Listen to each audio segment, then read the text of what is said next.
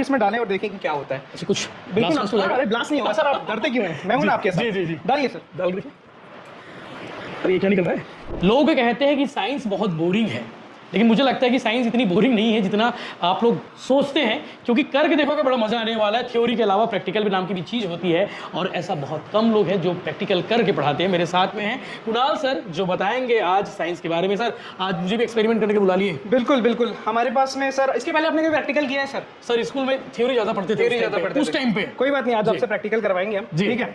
तो मेरे पास में एक एसिड है जिसको हम लोग नाइट्रिक एसिड बोलते हैं, जी। ठीक है। नॉर्मल सा आप कलरलेस देख रहे हैं इसको आप जी। अब मेरे पास में एक रिबन है, ठीक है, जिसको हम लोग मैग्नीशियम रिबन बोलते हैं। मैं चाहूंगा कि आप ही इसमें डालें और देखें कि क्या होता है। अच्छा, कुछ बिल्कुल blast हो जाएगा? अरे ब्लास्ट नहीं होगा सर, आप डरते क्यों हैं? मैं हूं ना आपके साथ। जी जी जी, डालिए सर। डाल दीजिए।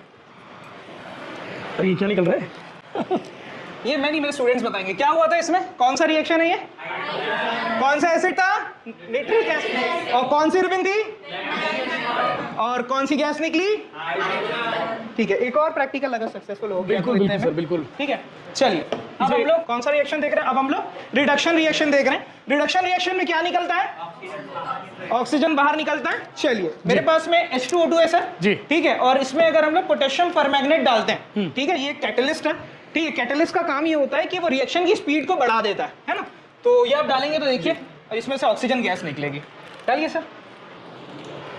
तो ये देखिए इसके अंदर की जो गैस निकल रही है, आप देख पा रहे हैं, ये कौन सी गैस है? ये ऑक्सीजन गैस है।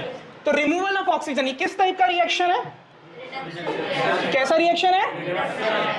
पढ़ा था अपन ने, देखा आज? बहुत बढ़िया। सर मुझे लगता है कि थ्योरी ज़्यादा प्रैक्टिकल इंपॉर्टेंट होता है बच्चों के लिए। जी जी, प्रैक्टिकल एक्चुअली क्योंकि क्या होता है ना सर कि जब हम लोग चीजों को पढ़ते हैं, थ्योरी पढ़ते हैं, तो हो सकता है कि कुछ चीजें समझ में आती है, कुछ चीजें समझ में नहीं आती है। तो ब्रेन स्टॉर्मर्स एकेडमी जो है यही पढ़ाता है कि थ्योरी ज्यादा प्रैक्टिकल पर हो। सर कितने साल हो गए अपने को?